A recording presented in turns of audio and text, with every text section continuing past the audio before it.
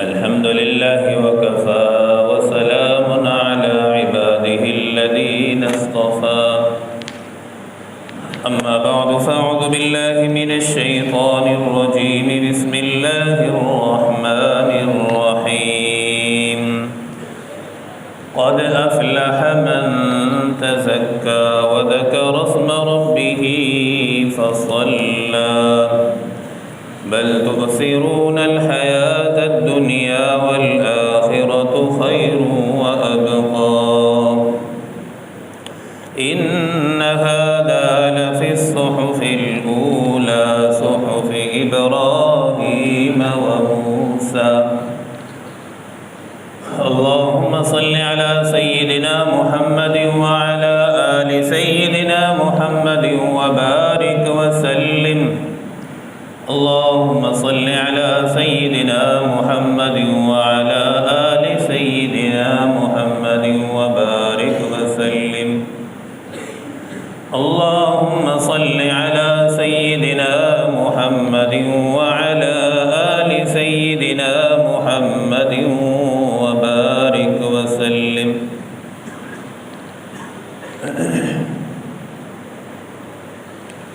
اللہ رب العزت نے اسلام میں دو خوشی کا دن ہمیں عطا فرمائے ہیں۔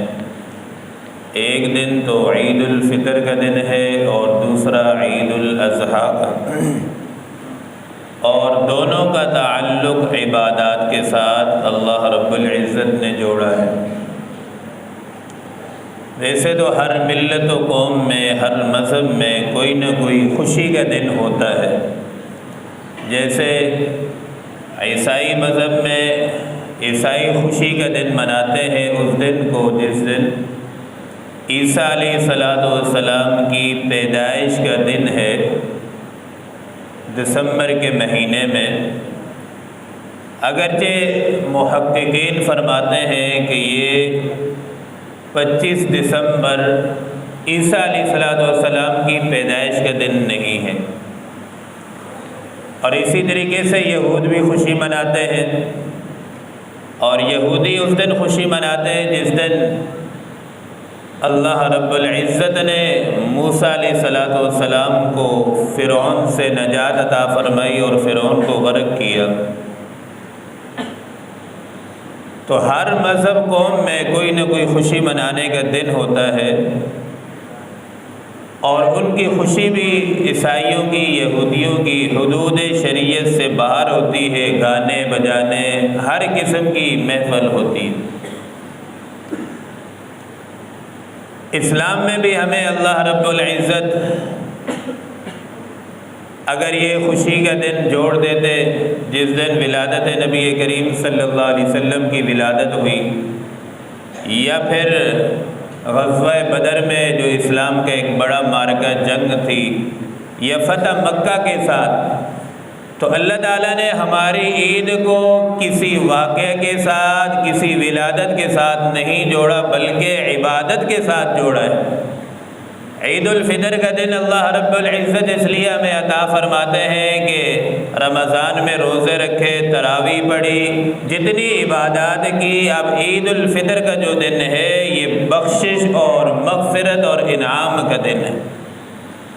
عید تو اس آدمی کی ہے جس نے روزے رکھے ہیں، عید تو اس آدمی کی ہے جس نے رمضان میں تراویح میں قرآن سنا ہے، عبادات کی ہے۔ اب عید والے دن اس آدمی کو اپنا ضمیر خود ملامت کرتا ہے کہ تیری کیا عید ہے، تو نے تو نہ نماز پڑھی، تو نے تو نہ روزے رکھے، تو نے تو دیگر عبادات نہیں کی، تو کس منہ سے عید کرنے آیا ہے؟ تو اصل عید یہ نہیں ہے کہ انسان نئے کپڑے پہن لے، نیا لباس پہن لے، نئے جوتے پہن لے۔ تو اصل عید اس آدمی کی ہے جس نے اللہ رب العزت کی صحیح معنوں میں عبادت کی ہو، بندگی کی ہو، اصل عید اس آدمی کی ہے۔ اور عید الفطر جو ہے خوشی کا دن ہے۔ اس دن ہم سب سے پہلے اللہ رب العزت کا شکر ادا کریں کہ اللہ رب العزت نے ہمیں یہ عظیم دن عطا فرمایا۔ اور پھر جو عبادات کی ہیں ان عبادات پر بھی اللہ رب العزت کا شکر ادا کریں، اور دوسری یہ ہے کہ ہم اس پر استغفار بھی کریں کہ جتنی رمضان المبارک میں عبادات کی ہیں ان میں جو کمی کوتاہی ہو جاتی ہے، استغفار کے ذریعے سے اللہ رب العزت ان کمی کوتاہیوں کو معاف فرماتے ہیں۔ چونکہ جو بھی ہم نماز پڑھتے ہیں، نماز کے بعد حدیث پاک میں آتا ہے کہ 3 مرتبہ استغفار پڑھنا چاہیے۔ حالانکہ نماز تو ایک بہت بڑا اللہ کا حکم، نیک کام ہے، اس لیے استغفار کا حکم دیا جاتا ہے تاکہ جو کمی کوتاہی اس میں رہ گئی ہو، استغفار کے ذریعے سے وہ کمی کوتاہی معاف ہو جائے۔ اور ایک تیسری گزارش اس میں یہ ہے کہ عید الفطر کے دن ہم صلہ رحمی کا اہتمام کریں۔ جو خونی رشتے ہیں ان کو ہم برقرار رکھیں، اگر کسی کی آپس میں ناراضگی ہے تو اسے منائیں، ان کو راضی کر لیں، یہ صلہ رحمی ہے۔ حدیث مبارکہ میں آتا ہے امام الانبیاء صلی اللہ علیہ وسلم نے فرمایا من احب ان یبسط له الرزق فی رزقه فلیصل رحمہ، جو آدمی یہ چاہتا ہے کہ میرے رزق میں کشادگی ہو، وسعت ہو، اسے چاہیے کہ صلہ رحمی کرے۔ اور صلہ رحمی کرنے سے حدیث مبارکہ میں آتا ہے کہ انسان کی عمر کے اندر اللہ تعالیٰ برکتیں عطا فرماتے ہیں، لمبی عمر ملتی ہے۔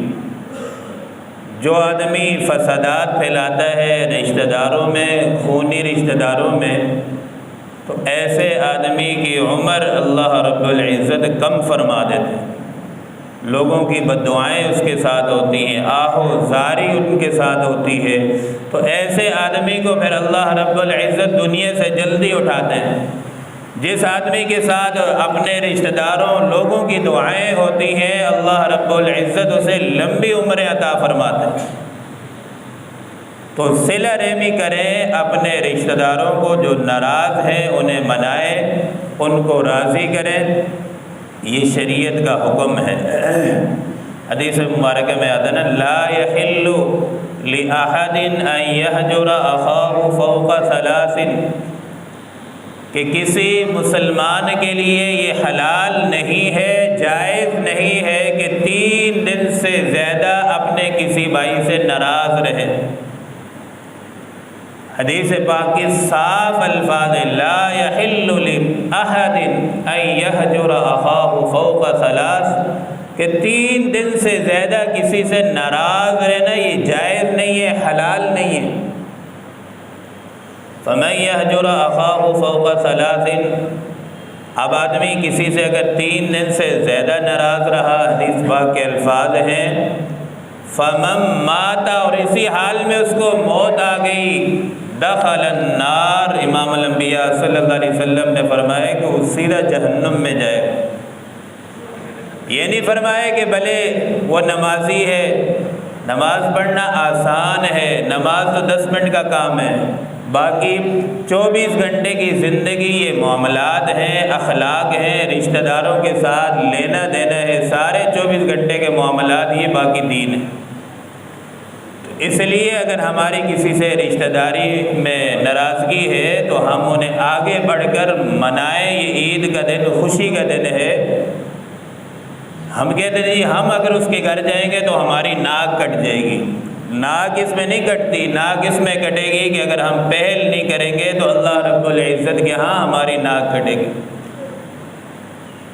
دین میں اصل نام ہی جو ہے اتباع کا نام ہے۔ جب شریعت نے ہمیں وفاداری اور بھائی بندی کا درس دیا ہے تو ہمیں چاہیے بھائی بندگی قائم کریں اور آپس میں تعلقات کو اچھے بنائیں، بگاڑ کے نہ رکھیں۔ آج کل تو ماحول یہ بنا ہے کہ سکا بھائی سکے بھائی سے بات کرنے کو تیار نہیں ہے، بھلے وہ صف اول کا نمازی ہو۔ حضور نے فرمایا سیدھا جہنم میں جائے گا۔ اگر اسی حال میں ناراضگی کے حال میں دنیا سے گیا ہے تو سیدھا ڈائریکٹ جہنم میں جائے گا۔ اولاد اپنے والدین سے ناراض ہے، والدین سے بات کرنے کو تیار نہیں ہے، والدین کا کتنا بڑا حق ہے اولاد پر، یہ والدین بہت بڑی اللہ رب العزت کی نعمت ہے۔ اور ہمارا معاشرہ ماحول کیا بن چکا ہے، والد اگر بیمار ہو جائے تو نوجوان اولاد آ کر مسجد میں دعا کراتی ہے، امام صاحب آپ میرے والد صاحب کے لیے بیمار ہیں، دعا کر دیں اللہ تعالیٰ ان کے حالت پر رحم فرمائے۔ اب اس رحم کا کیا مطلب ہوتا ہے؟ اللہ پاک رحم کرے جلدی اپنے پاس بلا لیں۔ ایسی اولاد کا پھر کیا بنتا ہے؟ اللہ کے قرآن مجید میں اللہ پاک فرماتے ہیں وَقَضَىٰ رَبُّكَ أَلَّا تَعْبُدُوا إِلَّا إِيَّاهُ وَبِالْوَالِدَيْنِ إِحْسَانًا۔ اللہ تعالیٰ نے عبادت کے بعد دوسرا جو ہمیں حکم دیا وَبِالْوَالِدَيْنِ إِحْسَانًا، اپنے والدین کے ساتھ احسان کرو، اچھا سلوک کرو۔ اما یبلغن عندک الکبر احدہما او کلاہما، والدین میں سے اگر ایک یا دونوں بڑھاپے کی حالت میں پہنچ جائیں اور تمہیں کوئی کام کہیں فلا تقل لہما اف، تو ان کے سامنے یہ اف نہ کہو۔ مفسرین فرماتے ہیں یہ اف جو ہے نا بے ادبی کے الفاظ میں سب سے چھوٹا لفظ ہے، اگر اس سے بھی کوئی اور چھوٹا لفظ ہوتا بے ادبی میں تو اللہ پاک اف کی جگہ اس لفظ کو ذکر فرماتا۔ وَلَا تَقُلْ لَهُمَا أُفٍّ وَلَا تَنْهَرْهُمَا، تو اور آگے اللہ نے فرمایا کہ والدین کو غصے کے ساتھ والدین سے بات مت کرو، سخت لہجے میں بات مت کرو والدین کے ساتھ۔ آج یہ ماحول بن چکا ہے کہ بار ہم دوست احبابوں کے ساتھ نرم رویے سے بات کرتے ہیں، اور جب بات والدین کی آتی ہے تو بیٹا بڑے سخت لہجے میں والد سے بات کرتا ہے، یہ قرب قیامت کی علامت ہے۔ وَاخْفِضْ لَهُمَا جَنَاحَ الذُّلِّ مِنَ الرَّحْمَةِ، اور آگے اللہ نے فرمایا کہ والدین کی خدمت کے لیے اپنے دونوں ہاتھ ہر وقت پھیلا کے رکھو، جو ان کا حکم آئے فوراً سر آنکھوں پہ اسے پورا ادا کرو، ان کی خدمت ہر وقت کرے۔ والدین کی نافرمانی کا ایک واقعہ لکھا ہے کتاب میں کہ ایک والد تھا سین میں بیٹھا ہوا، اپنے بچے سے پوچھا دیوار پہ کوا بیٹھا تھا بیٹا کہ یہ کیا چیز ہے؟ بیٹے نے کہا ابا یہ کوا ہے۔ پھر والد نے پوچھا بیٹا کیا ہے؟ یہ کوا ہے۔ 3 سے 4 مرتبہ پوچھنے کے بعد والد بیٹا تنگ ہو گیا، آخر میں 6ٹھی مرتبہ جواب دیتا ابا بتا دیا یہ کوا ہے، کوا ہے۔ والد نے جا کر اندر سے الماری سے ڈائری نکالی کہ بیٹا جب تو 6 سال کا تھا یہی بات تو نے مجھ سے 1 دفعہ نہیں 25 دفعہ پوچھی تو میں نے تجھے پیار سے جواب دیا بیٹا یہ کوا ہے، کوا ہے۔ آج میں نے تیرے سے 3-4 مرتبہ پوچھی، تو اتنا جو ہے غصے سے جواب دے رہا ہے کہ کوا ہے، کوا ہے۔ تو میرے دوستو یہ قرب قیامت کی علامت ہے کہ والدین کے سامنے نوجوان اولاد بدتمیزی سے پیش آئے گی اور دوست کے ساتھ بڑی نرمی کے ساتھ پیش آئے گی۔ مولانا عبدالشکور دین پوری رحمہ اللہ نے ایک واقعہ لکھا ہے، فرماتے میں ایک جگہ بیان کے لیے جا رہا تھا تو راستے میں ایک آدمی نے مجھے روکا، اس کی حالت بڑی خراب حالت تھی، تو پاؤں میں نے اس کا دیکھا پاؤں زخموں سے چور ہے اور مکھیاں بیٹھی ہوئی ہیں۔ تو میں جا رہا تھا تو مجھے بندے نے آواز دی کہ حضرت میری بات سن کے پھر آگے آپ تشریف لے جائیں۔ تو آدمی نے جب مجھے بلایا حضرت فرماتے میں قریب گیا تو بندے نے کہا کہ حضرت آپ جگہ جگہ بیان کے لیے جاتے ہیں، یہ میرا واقعہ ہر جگہ آپ نے سنانا ہے تاکہ لوگ اس سے عبرت پکڑیں۔ وہ آدمی اپنی زبانی بیان کرنے لگا، کہتا ہے میں ایک دفعہ گھر گیا تو میری والدہ سو رہی تھی، میں نے اپنی والدہ کو اٹھایا اٹھا کر میں نے کہا کہ امی مجھے چائے بنا کر دے، تو امی کی طبیعت خراب تھی، امی نے مجھے منع کر دیا کہ میری طبیعت ٹھیک نہیں ہے۔ تو میں نے منع کرنے پر والدہ کو کچھ سخت الفاظ کہے، بدتمیزی کی، تو والدہ نے مجھے بد دعا دی، اور اس رات میں سویا تو میرے ایک طرف فالج ہوا، دوسرے ہاتھ میں بھی فالج، اور میرے پاؤں میں چوٹ لگی۔ اس دن سے یہ چوٹ آج تک ٹھیک نہیں ہو رہی۔ حالت یہ ہوئی کہ میرے گھر والوں نے، بیوی نے مجھے چھوڑ دیا، بچوں نے بھی مجھے چھوڑ دیا، اور میں اس روڈ پر اب زندگی گزار رہا ہوں۔ میرے پاؤں میں جو ہے مکھیاں بیٹھ رہی، کوئی مجھے کھانا بھی لا کے دے رہا ہے تو کتے کی طرح میرے سامنے پھینک کر چلا جاتا ہے۔ تو یہ میرا واقعہ ہر ایک کو سنانا کہ جو والدین کا نافرمان ہوتا ہے، دنیا ہی کے اندر اللہ رب العزت اسے جو ہے یہ سزا دیتے۔ تو میرے دوستو، اصل عید یہی ہے کہ کوئی اگر کسی سے ناراض ہے تو اسے منا لے، بھائی ناراض ہے تو اسے منا لے، ہم آگے بڑھ کر جا کے اسے راضی کریں۔ اگر وہ بات نہیں کرے گا تو ہمارے سر پہ گناہ باقی نہیں رہے گا، پھر گناہگار آگے والا ہوگا، ہم نہیں ہوں گے، گناہ اسی کے سر پہ ہوگا۔ اور امام الانبیاء صلی اللہ علیہ وسلم کا ارشاد مبارک ہے، پوری زندگی میں ہمیں حضور صلی اللہ علیہ وسلم کی سیرت میں صحت کی حالت میں کسی نماز میں تاخیر نہیں ملتی۔ وقت پہ حضور صلی اللہ علیہ وسلم مسجد میں تشریف لے آتے تھے۔ ایک مرتبہ ایسا ہوا کہ حضور صلی اللہ علیہ وسلم نماز میں لیٹ ہو گئے۔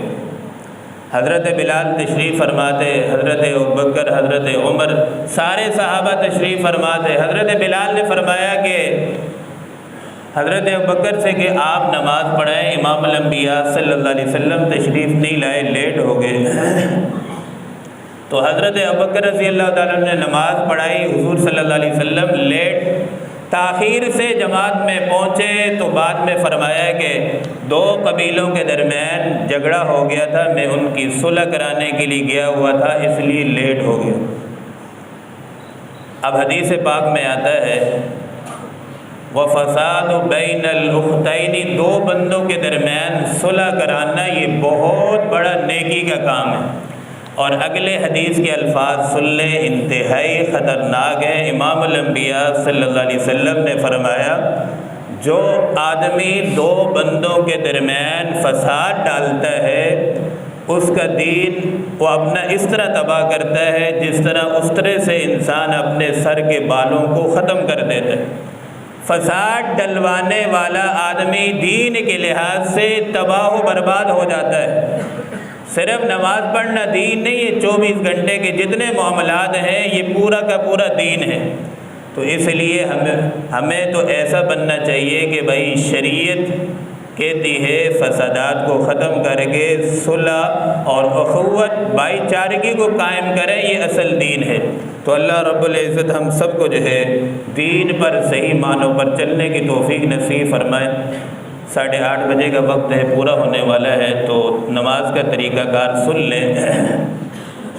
اب اگر نماز میں ہم، چونکہ یہ نماز سال میں ایک دفعہ آتی ہے، بہت سارے حضرات دائیں بائیں دیکھتے ہیں کہ دائیں والا کس طرح نماز پڑھ رہا ہے، میں بھی اس طرح کرتا ہوں۔ تو خود اگر اچھے طریقے سے طریقہ سن لیں گے تو دائیں بائیں ہمیں مدد کی ضرورت نہیں پڑے گی۔ اس کا آسان طریقہ ہے، نماز صلاۃ العید جو ہے یہ 2 رکعت ہے، اس میں 6 تکبیریں زائد۔ تو سب سے پہلے ہم جو نیت کریں گے 2 رکعت نماز صلاۃ العید واجب ما زائد 6 تکبیروں کے، بس اللہ اکبر۔ پہلی رکعت کے اندر امام اور مقتدی دونوں اللہ اکبر کہیں گے، اس کے بعد امام بھی مقتدی بھی دونوں جو ہے ثنا پڑھیں گے۔ ثنا پڑھنے کے بعد امام کہے گا اللہ اکبر، 3 تکبیرات کہی جائیں گی، تینوں میں ہاتھ اٹھائیں گے، چھوڑ دیں گے، تیسری میں جو ہے ہاتھ اٹھا کر چھوڑنے نہیں ہے، باندھ لیں گے۔ یہ پہلی رکعت کا طریقہ کار ہوا۔ دوسری رکعت کا جو طریقہ کار ہوگا، امام کھڑا ہوگا مقتدی بھی، تو پہلے سورۃ الفاتحہ پڑھیں گے، اور اس کے بعد سورت ملائیں گے۔ پھر اس کے بعد رکوع میں جانے سے پہلے 3 تکبیرات کہی جائیں گی۔ تینوں تکبیرات میں اللہ اکبر کہہ کے ہاتھ چھوڑ دیں گے۔ چوتھی تکبیر میں جو ہے رکوع میں جائیں گے، اور باقی سارا طریقہ وہی ہے۔ اور اس میں ایک جو اہم مسئلہ یہ خطبہ ہے، خطبہ نماز کے بعد ہوگا، پھر اس کے بعد دعا ہوگی۔ یاد رکھیں خالی 2 رکعت پڑھ لی تو ہماری نماز مکمل نہیں ہوگی جب تک عید کا خطبہ ہم مکمل نہ سن لیں۔ یہ جو 2 خطبے ہوتے ہیں نا، یہ 2 رکعت کے قائم مقام ہوتے ہیں۔ جیسے جمعے میں ہے، جمعے میں 2 رکعت ہیں اور یہ 2 خطبے 2 رکعت کی قائم مقام ہوتے ہیں۔ جمعے کا خطبہ بھی سننا ضروری ہوتا ہے اور یہ عید کا خطبہ بھی سننا ضروری ہوتا ہے۔ اب جو ہے صفیں درست فرما لیں، عید کی نماز ادا کر لیں۔